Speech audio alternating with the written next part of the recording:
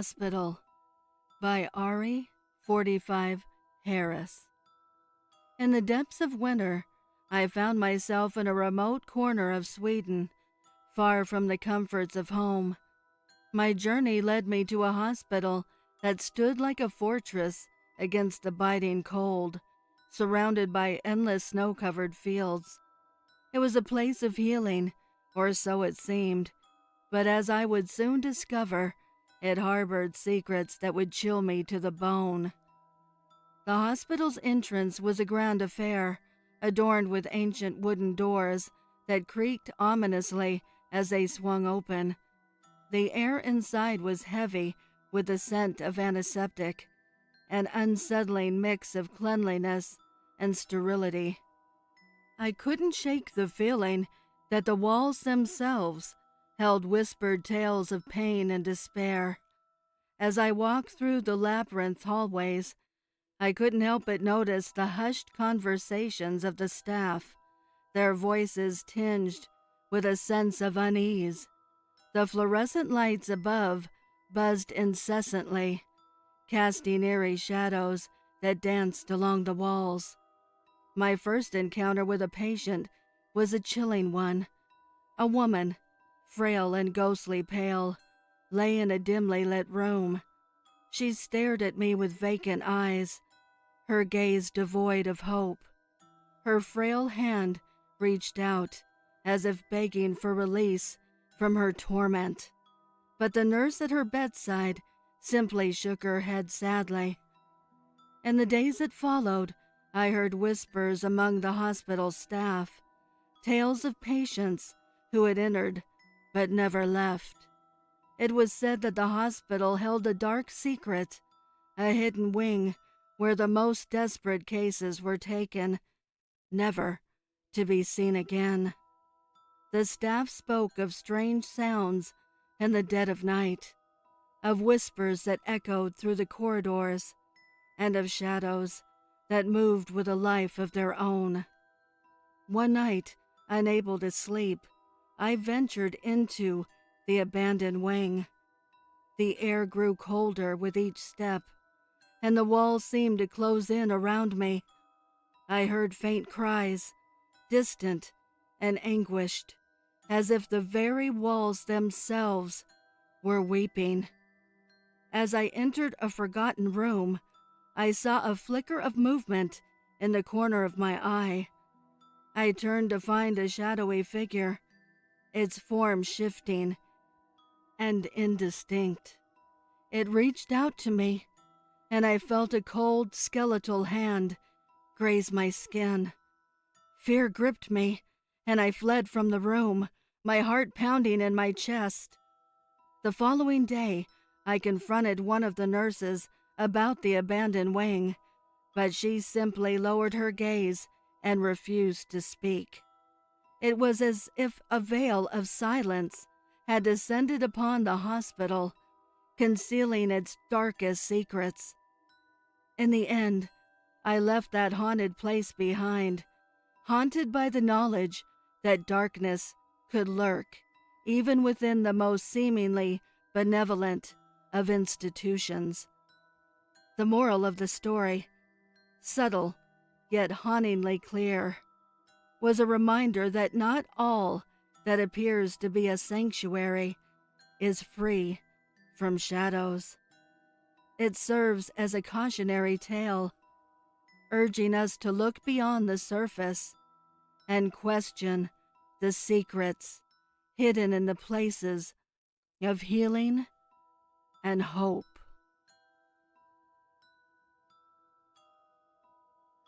The Night Santa Visited the Hospital by the Prowler. I always thought I've been a good boy, always minded my parents, and did what I was told, in hopes that Santa would bring me nice things I asked for and wanted. I especially thought I would get something nice this year, for not only had I been good all year, but at the moment I was in the hospital and might have to be leading up to Christmas Day.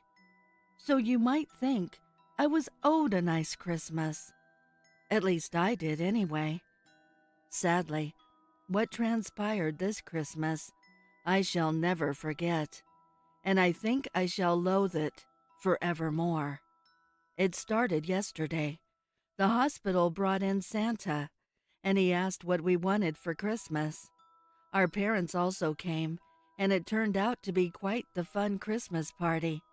As fun as one could have, being stuck in the hospital. After a great day, we all filed into our beds and went to sleep. The warmth from the colored Christmas tree lights in the center of the room, ushering me to dreamland. I dreamt happily of what Santa was to bring me. I know I was to get everything I wanted because I knew I definitely had to be on the nice list.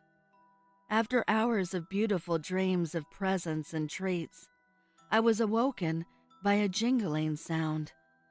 I sat up in my bed groggy-eyed, and as I rubbed out the sweet slumber, I saw Santa by the Christmas tree, placing presents under the tree. I was quite excited, to say the least, and I quickly got out of bed and ran over to him. But as I approached closer, I noticed Santa was crouched over something, and it seemed poor Saint Nick was straining. I heard the painful, strenuous moans, even though he was trying to remain silent. I silently walked up to him and tugged on his coat tail. "Are you all right, Santa?" I asked concerningly. As he began to speak to me in a pained voice, I noticed a smell, a scent that singed my young, innocent nostrils. I'm fine, my boy. I'm just here dropping off you children's presents, he said in an exasperated voice, and as he did, I heard a thud hit the bottom of the gift-wrapped, paper-lined box. I became excited at the thoughts of presents, even though I was fighting back nausea from whatever that horrible smell was. "What did you bring me, dear Santa?" I asked innocently. Here you are, my tiny tot. Your present.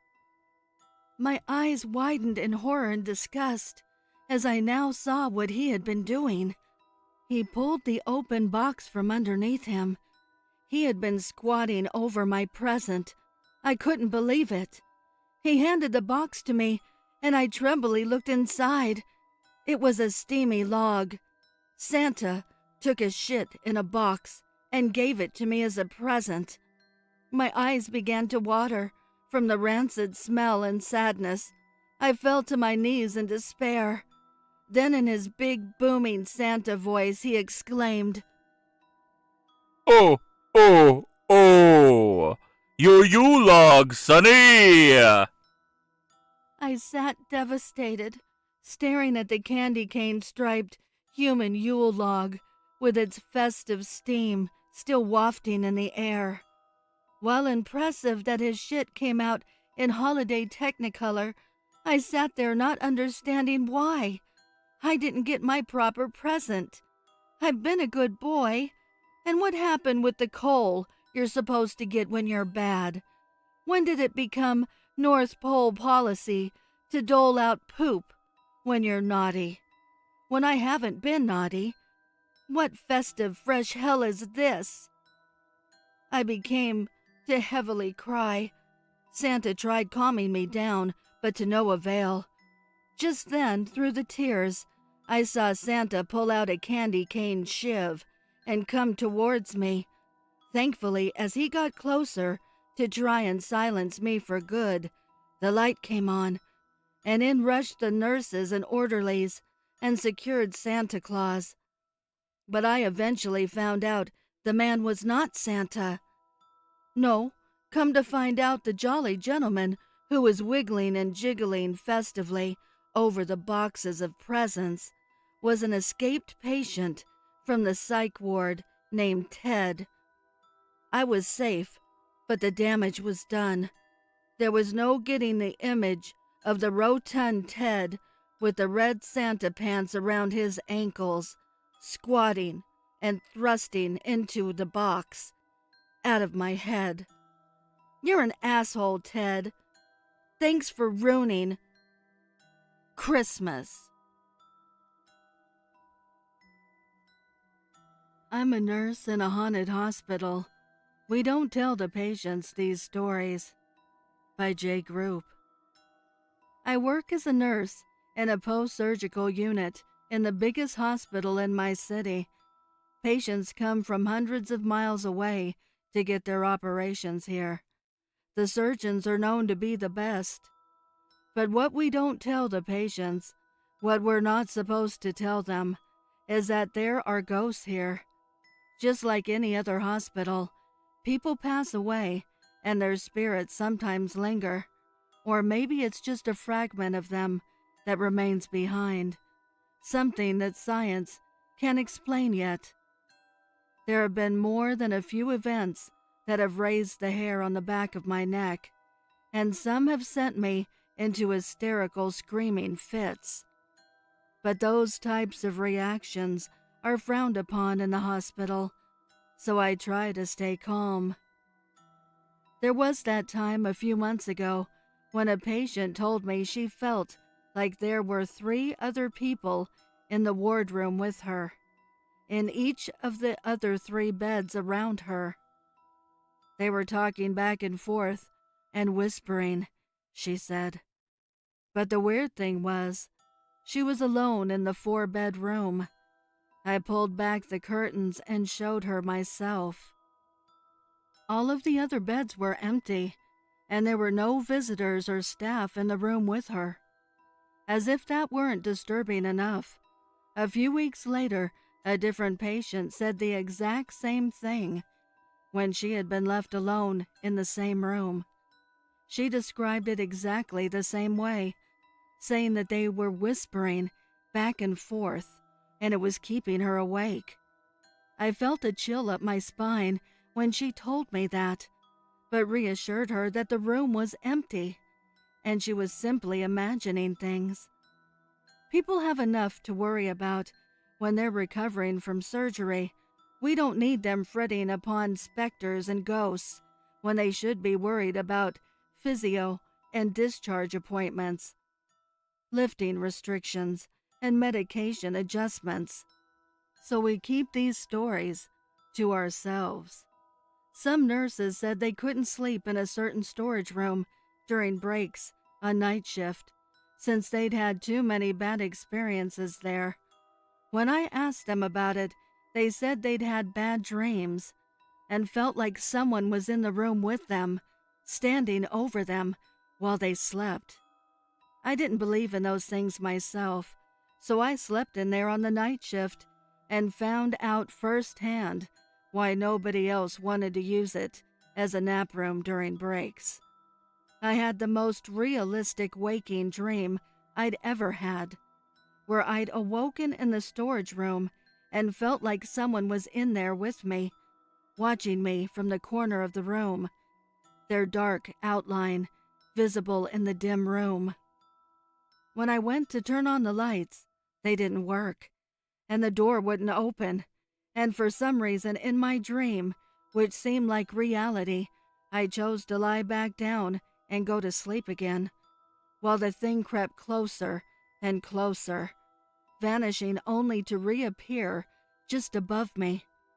It felt like my eyes were open the whole time, and I was forced to watch, paralyzed, as it just hovered over top of me. For what felt like hours, it was watching me sleep, as I struggled and was unable to move. I finally came to my senses and finished my break early, going back to work and trying to forget about the horrible experience. But I refused to sleep in that storage room again. There was another event which haunts me to this day, especially since I'm heading in for a night shift right now, in just a few minutes. Another nurse told me a story on the night shift last week, and I've been thinking about it a lot since then. And it's been occupying my mind more and more, especially when I'm alone in the break room at night. We have a staff room where there are 2 small couches and a TV. Some nurses go in there to sleep during breaks on the night shift, and we try our best not to wake them up. She was sleeping on the couch there one night, and a bright light woke her up. There's an adjoining room with a bathroom and lockers, so she figured one of the nurses had gone in there and left the light on. I looked over at the door, she told me. You know how it has that little glass window, and you can see through to the other side? Yeah, I said. I see it every day. So, there's this woman on the other side of the door, and she's looking at me through the glass. I got shivers up my spine when she said this. Maybe because it was the night shift. Maybe because that was where I was going on my break, in an hour to sleep. Or at least try to. And so I see her there. But she's not really looking at me. She's just kind of staring straight ahead. And the first thing I notice about her is her hair. It was in this very old-fashioned sort of style, not like anything you'd seen today. It was like it was from the 70s, or earlier maybe, and she was wearing these funky blue pinstripe scrubs and a nurse's cap. You know, nobody wears a cap anymore these days. And those scrubs, they look like the ones, in the lobby. How they have those ones on display from way back when? Yeah, they look just like that. I was nodding along, able to picture all of it, as if I was there with her. Another nurse walked in and heard us. What are you guys talking about? Ghosts, I replied simply. He scoffed. You guys believe in that stuff? The 2 of us shared a knowing look. He hadn't been working on the floor long enough to have seen them himself. And some people just aren't attuned to these things. The nurse went back to her story. So she's just standing there, staring straight ahead. And I thought it was the IV nurse at first, because sometimes they'd come in during the night shift and use the bathroom or whatever. So I yelled at her, Hey, turn that light off, will ya? I'm trying to sleep in here. But she just kept staring straight ahead. So I just put the pillow over my head and tried to sleep some more. Then when I woke up later on, that light was still on. So I asked around. Nobody came in there during the night. And that room is locked, so it wasn't a patient. And I saw the IV nurse later on, and they were not dressed like that. So, yeah, I'm pretty sure I know who it was, though. According to her, the woman was the ghost of a nurse who had died driving home after a long night shift and had fallen asleep at the wheel. Based on the description she'd given, an older co-worker had recognized her. She'd said that was exactly what an old nurse who used to work there looked like. And from that point on, the nurse who told me this story always remembered to stay awake behind the wheel on the drive home.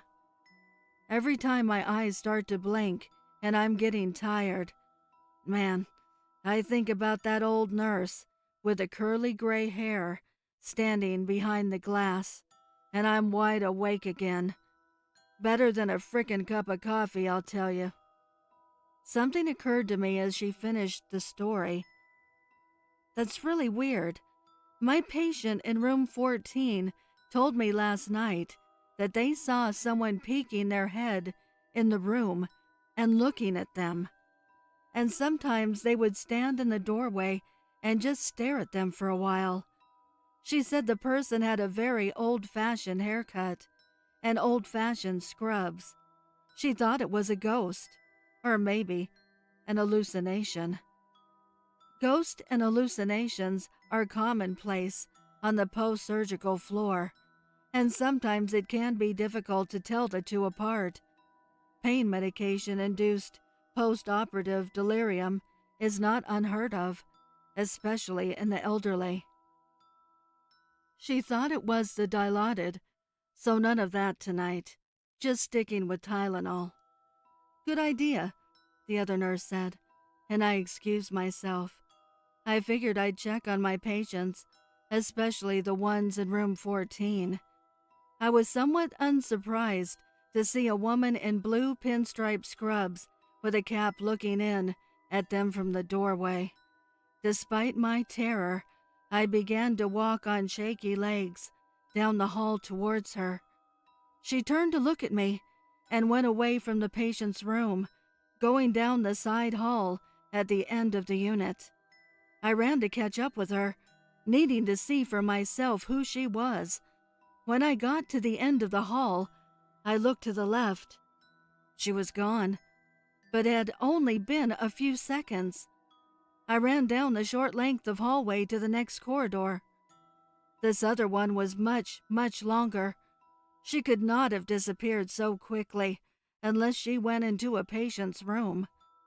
But again, she was gone. My heart hammering in my chest, I refused to believe it was a ghost. Such things didn't exist. They just couldn't. Room 9 was the only one she could have gone into in such a hurry. I went in and found all of the patients were wide awake, despite the late hour of the night. It was 3 a.m., and everyone should have been asleep. "It's freezing in here. Can you give me a warm blanket?"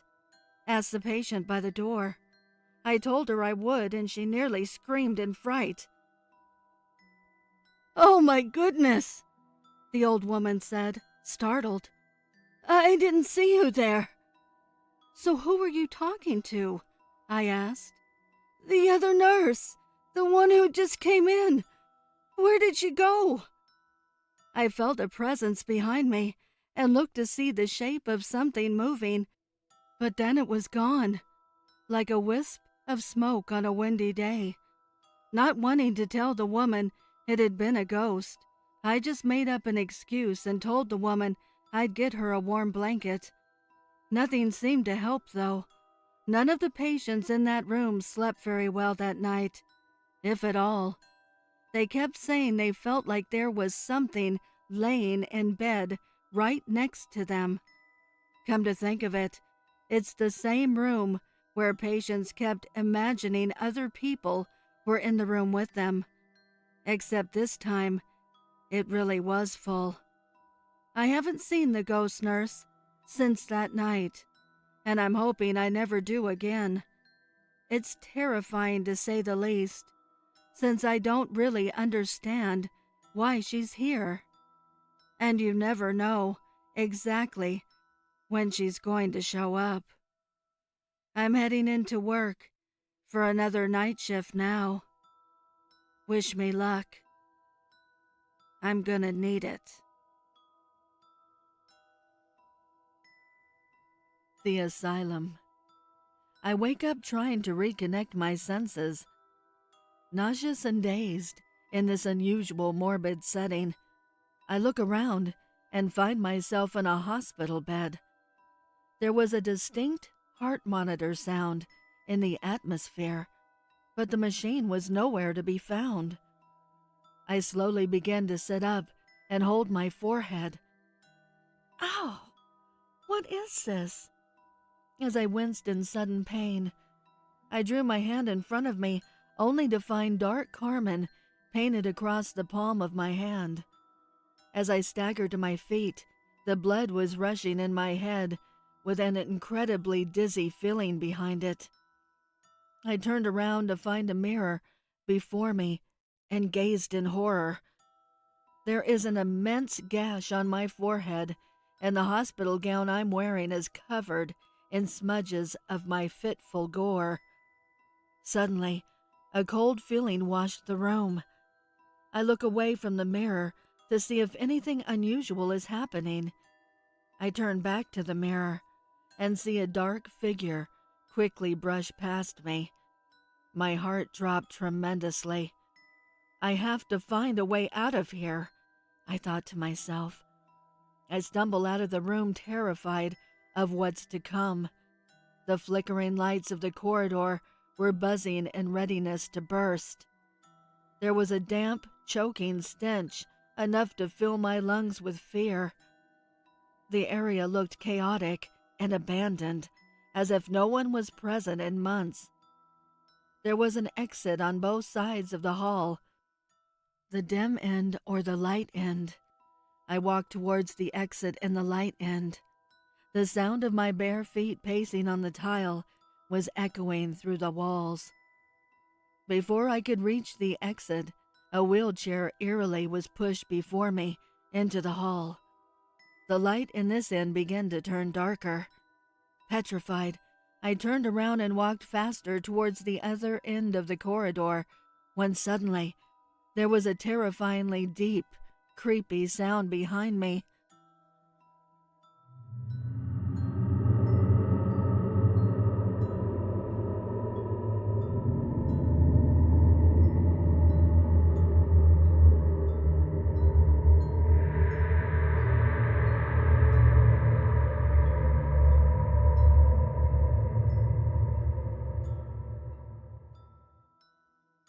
Trembling in fear, I turned around to investigate this horrendous noise. An ambiguous dark figure was following me. I walked faster and faster, but the dark figure was following my pace. The exit felt far away, as if I was never going to reach it. The noise grew louder the faster I ran.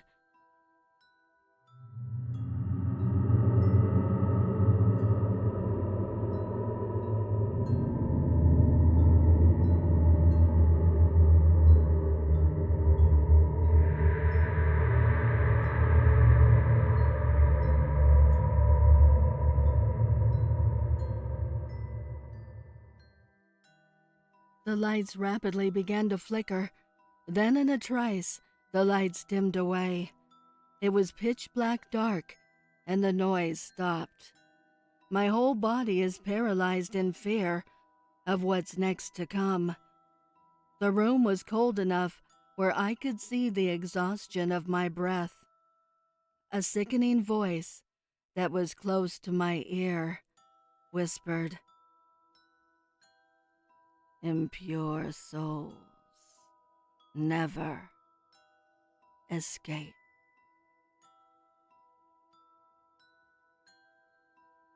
Abandoned Asylum. It was a dark and stormy night when Jane and her friends decided to explore the abandoned asylum on the outskirts of town. They had heard the rumors of strange occurrences and ghostly sightings, but they didn't believe in such nonsense. They thought it would be a thrilling and fun adventure. As they entered the decrepit building, they immediately regretted their decision. The air was thick with a musty smell, and the floorboards creaked beneath their feet. They heard strange noises coming from the shadows, and their flashlights flickered. They made their way through the maze of corridors and rooms, laughing nervously at the spooky atmosphere. But as they entered the main hall, the laughter quickly died in their throats. They saw a figure standing at the far end, shrouded in darkness. It beckoned to them with an outstretched hand, beckoning them closer. Jane and her friends tried to run, but their feet felt like lead and they couldn't move. They were paralyzed with fear as the figure stepped out of the shadows and revealed its face. It was a patient who had died at the asylum. His eyes were empty and his skin was rotting away. Ah! He let out a blood-curdling scream and disappeared into the darkness. Jane and her friends were never seen again. Some say they were trapped in the asylum, forever doomed to roam the halls with the ghostly patients. And on stormy nights, if you listen closely, you can hear their screams coming from the abandoned asylum.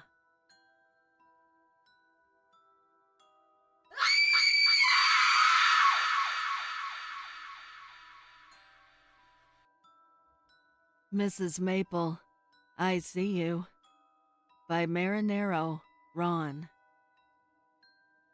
Mrs. Maple, you have some visitors today. Would you like to speak with them? The friendly Sunny Inn retirement home staff member asked the elderly Mrs. Maple in her private room. Mrs. Maple was a longtime resident of the facility that was located in the southern U.S.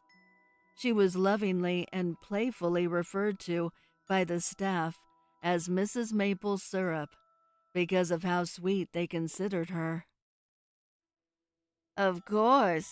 Come in. What did an old woman like me do to deserve a visit from two handsome young men? She smiled and motioned invitingly to the two large men to come inside.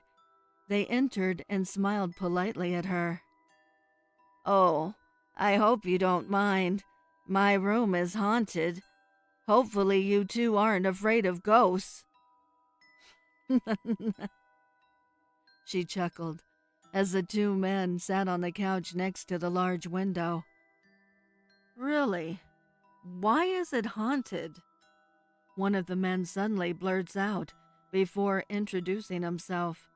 The surprise of such an odd statement caught him off guard. Well, a few unfortunate residents have died in this room in the past few years.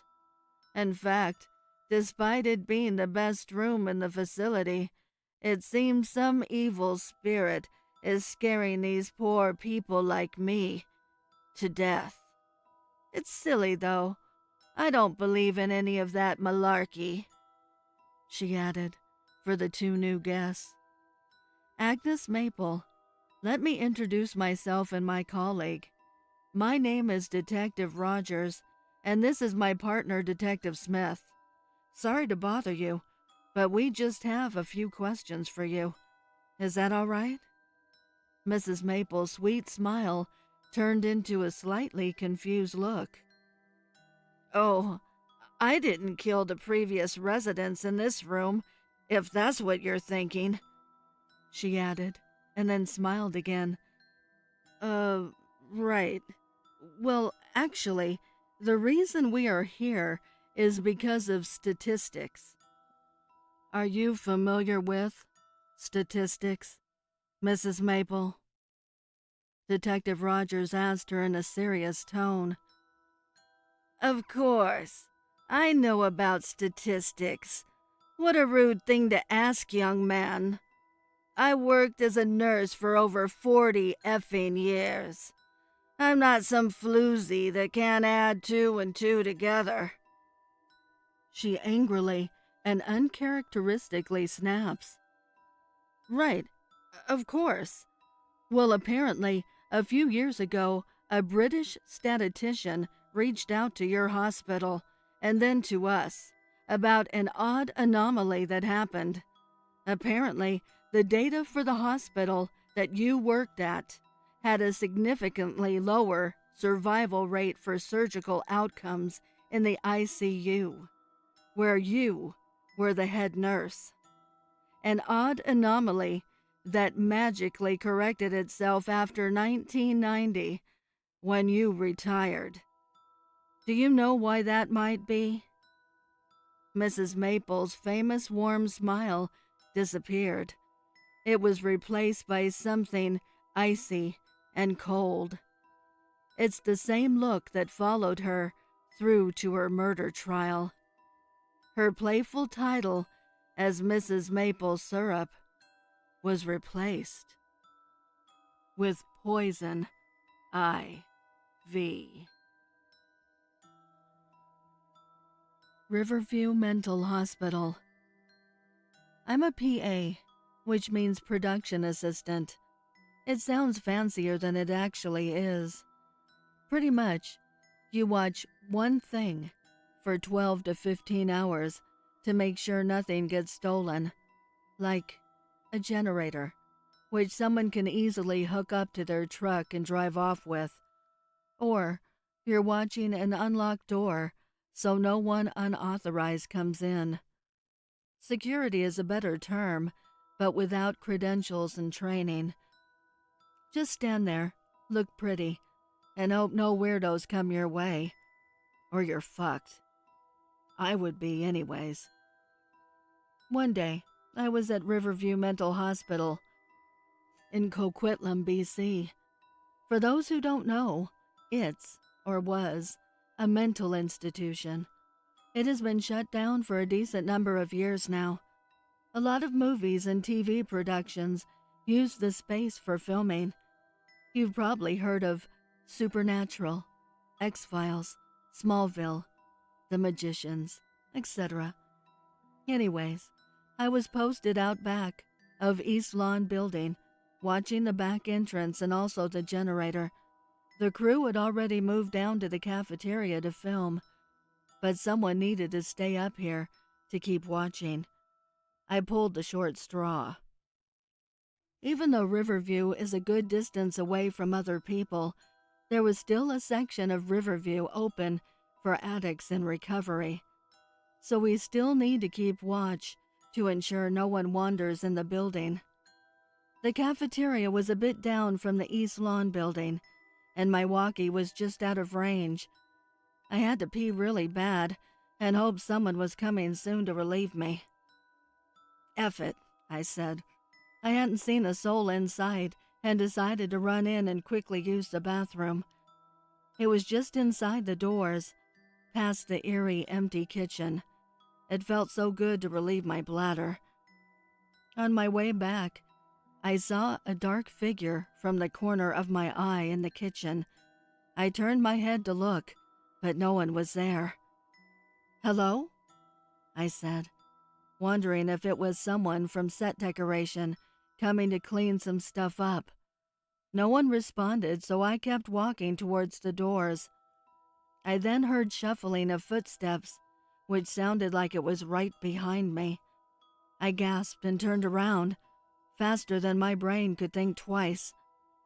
Of course, no one was there. Okay, obviously you won't respond, but I'm going to have to ask you to leave before I call security, hoping he or she wouldn't catch my bluff that my radio was out of range. If you're lost, just follow my voice. I'm close to the exit. If it were me, and I didn't know where the bathroom was, I'd get lost too. I saw a boy, maybe 7, poke his head out from behind the counter. I was shocked to see someone so young here. Maybe visiting someone and wandered off? "Hi there. Are you lost?"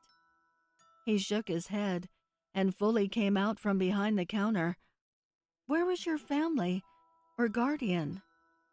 He then shrugged and started walking towards me. I held my hand out to him. "Come on, we'll go outside and I'll call for help." Or try to. I could see him more clear now, that he was approaching sunlight. He looked very pale, as if he hadn't seen the light of day in months. The skin around his eyes were a dark color, and his lips were bluish. It was weird, but it was a cold day. His shirt was a dark gray, and his slacks looked worn. Poor kid. He looked at me weird, his eyebrows forwarding, and he winced his eyes. He looked mad, a little bit confused. He reached his hand out for mine, and he said, "Follow my voice." It wasn't his voice, though. It was mine, coming out of his mouth. I froze in fear, watching him get closer. Why couldn't I move? "Angela," said a sharp voice from the door. I snapped out of it and turned towards my manager. He looked disappointed. "Is your radio dead or something?" I looked down to see the boy, but he wasn't there. I started looking around me frantically. "What are you doing?" he said, now irritated. "Where did he go?" I said surprisingly loud.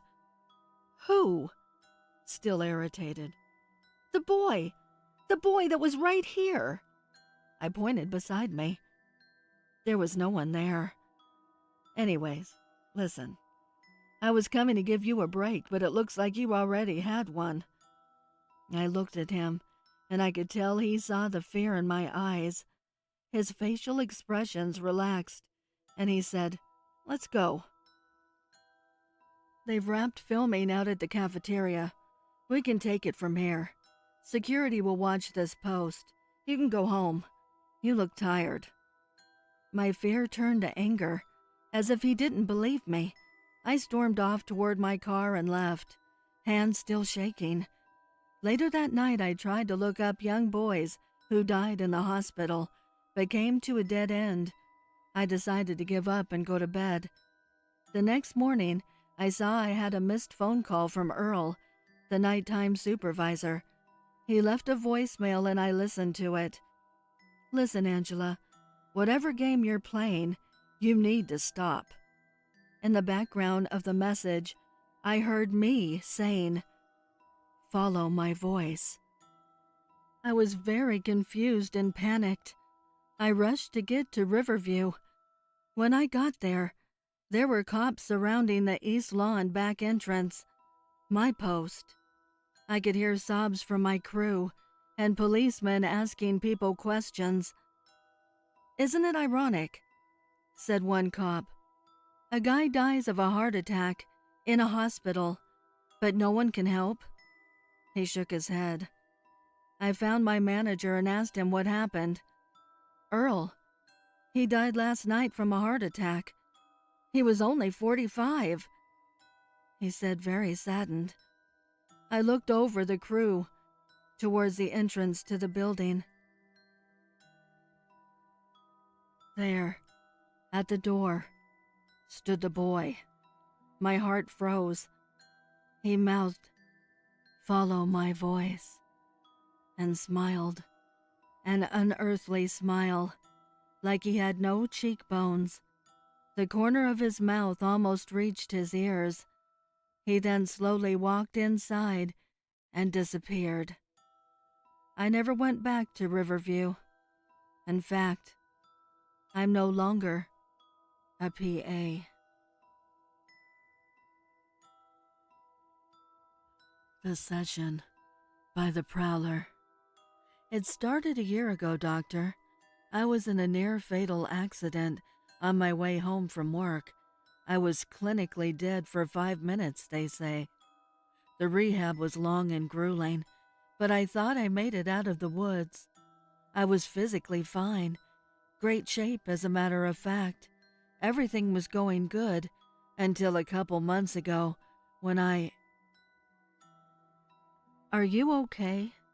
the doctor asked. "Yes, I'm fine," I said frustratingly. "All right, please continue when you're ready," said the doctor. I took a deep breath and continued. "For the past couple of months, I have been seeing people who aren't there." "What do you mean?" the doctor asked. "Are you talking about ghosts?" "I don't know what I mean. All I know is I see them. I see them on the streets, at work, whenever I go out." "How do you know they're not there?" asked the doctor. "And not just regular people?"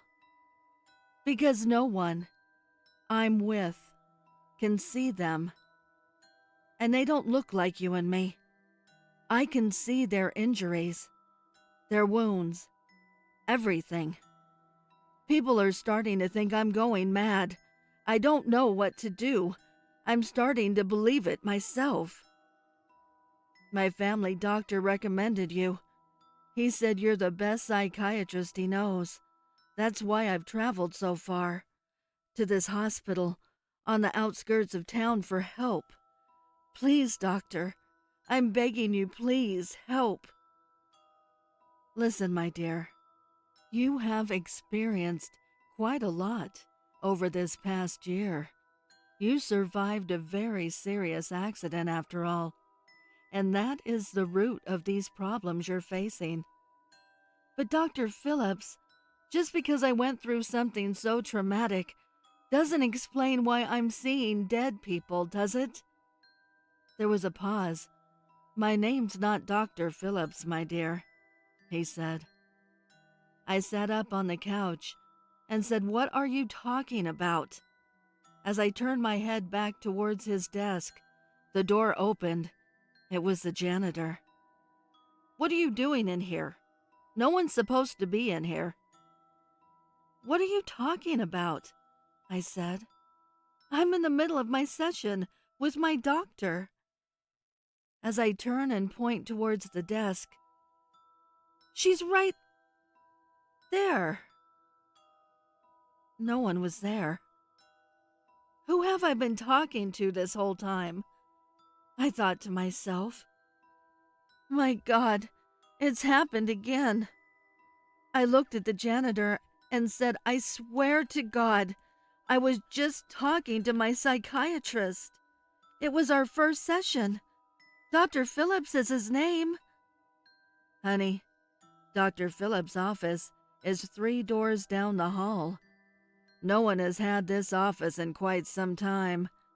It belonged to a Dr. Roberts, but he died in a car accident about a year ago."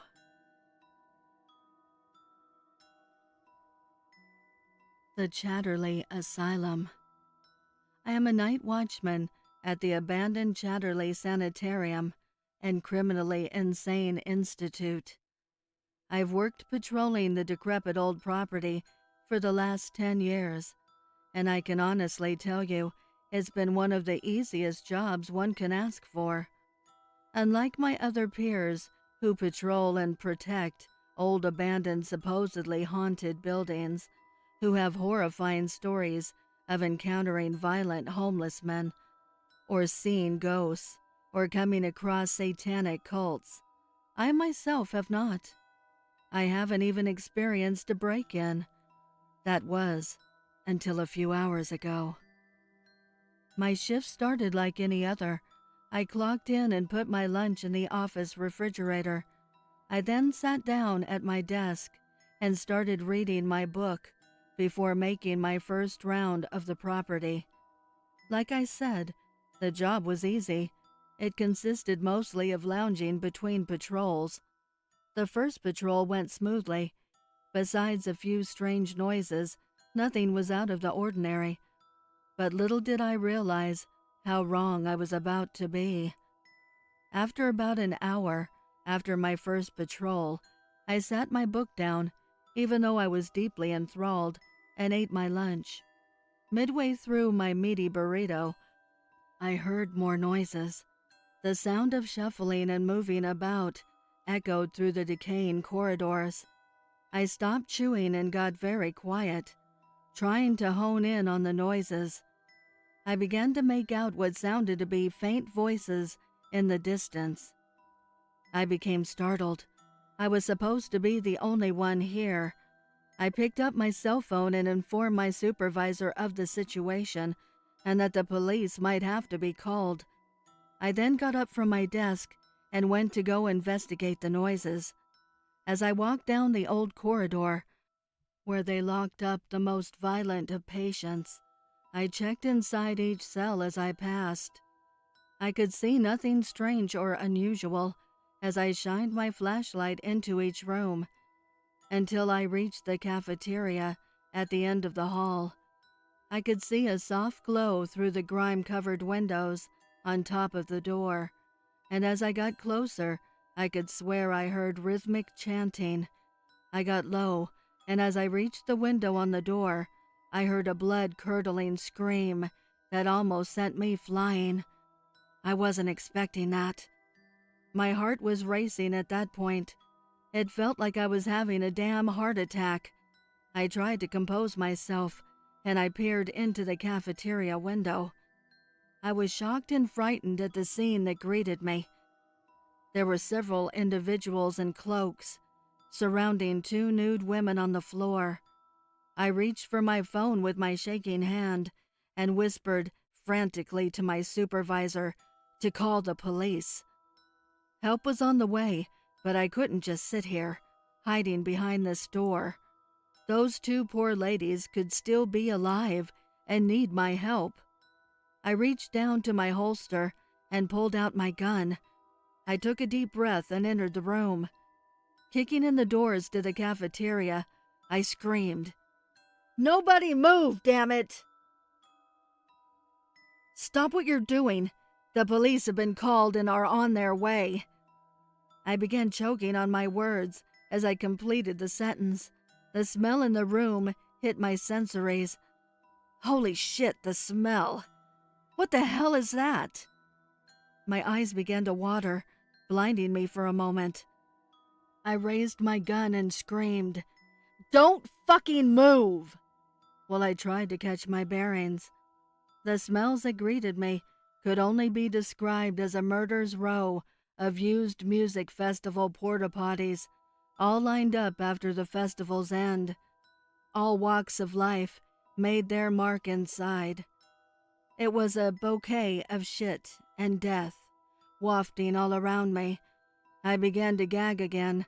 I was able to compose myself enough to wipe the tears from my eyes, which felt like acid at this point, and the scene in the room froze me in place. Several brown candles adorned a brown-painted pentagram in a circle, and in the center laid the two women, dead. Their anuses had been hollowed out, and jars of their bodily fluids and excrements sat next to their once lively bodies. I tried to hide the tremble in my body, but the death and the horrific smell of 1,000 gushing colons was making me weak. I asked, "Who are you sick fucks, and what they were doing at my asylum?" The shrouded figure in the middle of the group spoke up and lifted his hood. He was an older man, and he informed me in a very stately manner that they were the Stool of Decay, a shit cult that worshipped at the altar of Stoolzabub, the demon lord of shit and all other unholy excrement. And they were carrying out a sacrifice to appease their lord and bring him back to our mortal world. I stood there stunned. A shit cult? Really? I've heard of cults, of course, but I didn't know there were shrouded up fuckers out there prancing around covered in shit. I told the group of poo fairies to turn around and place their hands high above their heads and hug the wall. At that point, I was able to get a closer look at everything. The brown-painted pentagram was drawn not in paint, but in feces, and there was writing on the walls, written in blood and shit, and it read, "For our Lord of Shit, our Master of Stench, the Bringer of Flies, we offer you these sacrifices so that you may walk this earth once again to unleash your holy sludgery." My God, I thought. What sick fucks. I stood there starting to feel high off what others who have stumbled upon a shit cult call the old familiars, shit and funk. I hoped the police would arrive soon. I didn't know how much longer I could last. I was becoming punch-drunk off ripe assholes and old decaying peppery chili pots. Just as I was becoming weak, the group started chanting. It was quite eerie, actually. It was not understandable. Definitely a language I've never heard before. Almost reminiscent of the Omen movie yodeling. I screamed for them to cut that shit out. They did not listen. Instead, they began to wiggle and dance. They moved their bodies like they were trying to work something out. Suddenly, they stopped gyrating and one by one began to squat in unison. "What's this?" I exclaimed. I stepped back, not knowing what to expect. Then, like a chorus of funk, the loudest and moistest of farts expelled from their holes, so powerful even that their shrouds waved in the air as the gas passed through. I was being suffocated, I thought. They're trying to get me to pass out so they can make their escape. I mustered up my second wind, and as I did, I heard a rumbling. The walls began to shake. "Oh, great. What the fuck is this?" I screamed. "A cave-in?" Just then the cult leader piped up. "No, you silly man. Here comes our Lord. Gaze upon his porcelain throne in the corner and wait." I looked over, and to my surprise, there was a toilet just sitting in the right side corner of the room. I stood there and waited. I swear the noises emanating from their assholes were getting louder and louder as the noises in the walls got closer and closer. The toilet began to hop and shake, and I could see a brown liquid starting to boil over the lid.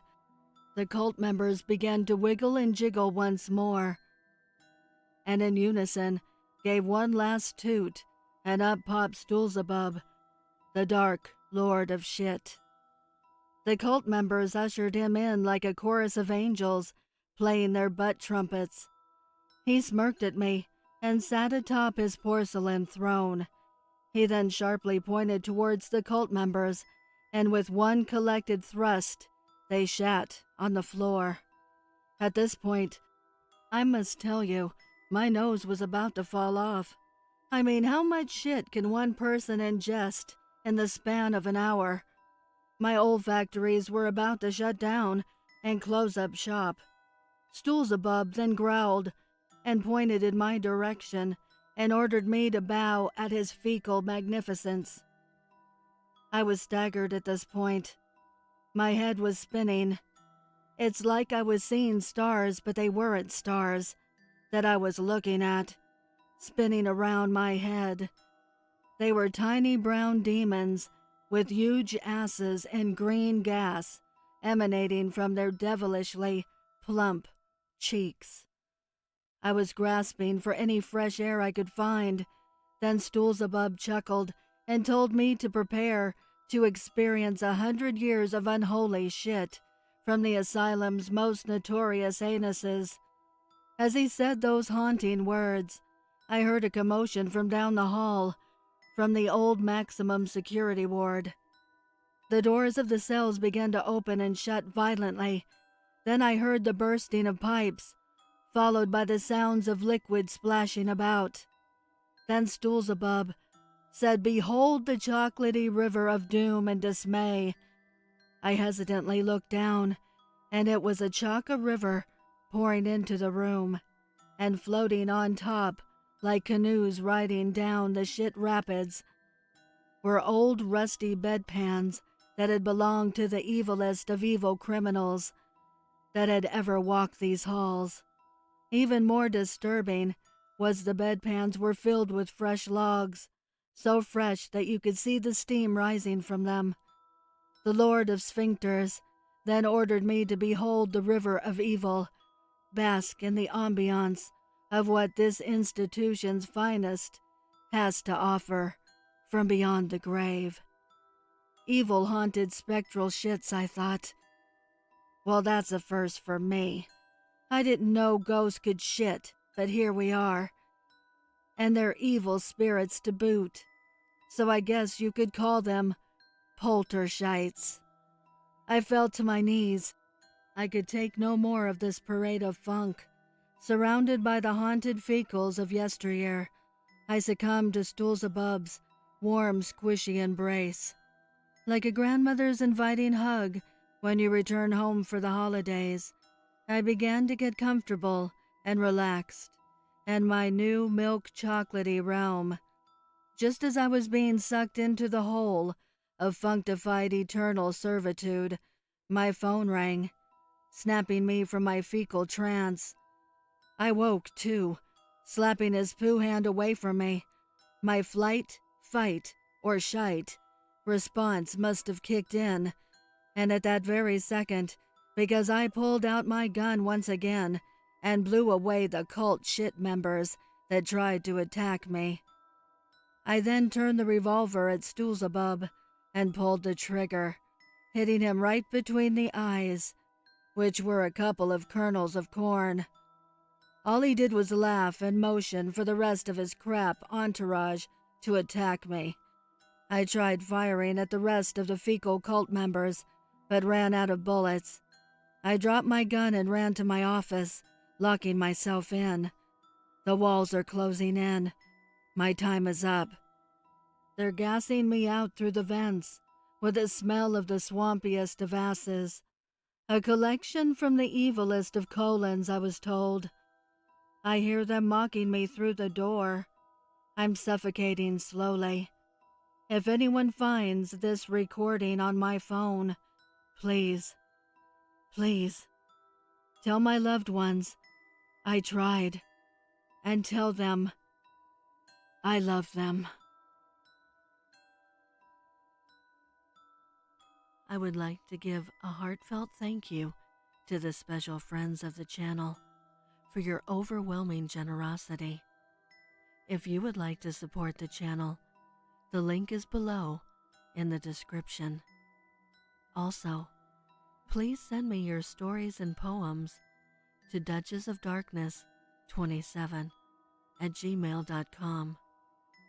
You can also find me on Instagram at duchess.ofdarkness and Twitter at duchessofdarkn2.